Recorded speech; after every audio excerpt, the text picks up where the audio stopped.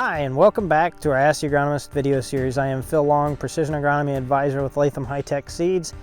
We're looking at the first week of May right now, under cloudy skies, dreary conditions, and it looks to remain that way the rest of the week, so not ideal for planting. So we're going to talk about evaluating your alfalfa stand. It's a good time while we have a little bit of spare time to evaluate your alfalfa out there and see how it's going to do for you this year as a forage. So first step we're going to do is we're going to evaluate the stand, take our stand count. Very similar to anything else, corn or soybeans. So I've got my hoop here. This is 1 square foot, and you can use a tape measure as well, or whatever you got with you to get that 1 square foot. But we just take this hoop and we toss it down in random spots in the field and capture some of those high and low spots, you know, maybe the better or poorer spots of the field, so you get a nice randomized idea of what's going on out in the field. And then we count the stems. So in many cases, if you have a mature stand of alfalfa, you're going to count the stems, the individual stems coming off that plant, off the crown. This is one plant, so you'll see there's many stems coming off here, so you'll count those stems. And you want to see around 50 to 55 stems per square foot. In my case, this was just planted last year, so this is the second year going into as far as production. I'm going to count just the plants. It's a newer seeding, so it's easier to look at just the plants. In this case, we want to see around 10 to 15 plants, and I easily have that. I had about 16 out here, so that's good.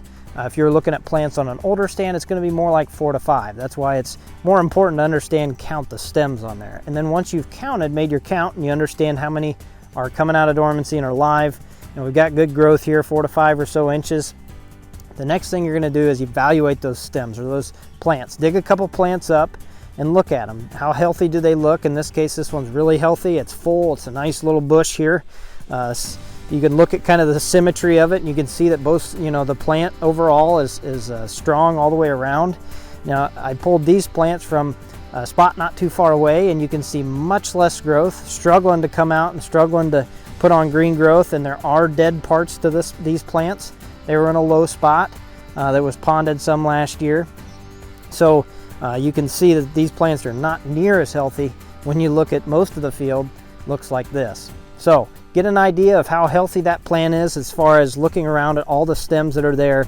And then the next part you do that helps us fully understand what's going on there and how healthy it's going to continue to be is splitting the stem. This is something I always encourage everybody to do on soybeans, corn, whatever it is. Split the stem, because that root gives you a good indication on what's going on above ground. So we split the stem.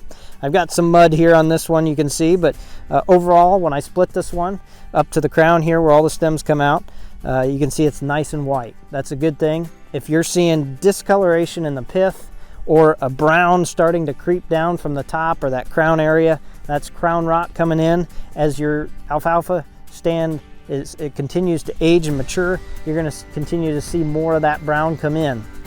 So you got to use that, keep all these things in mind when you're evaluating it. How good does that stem look, or that crown area of the plant look?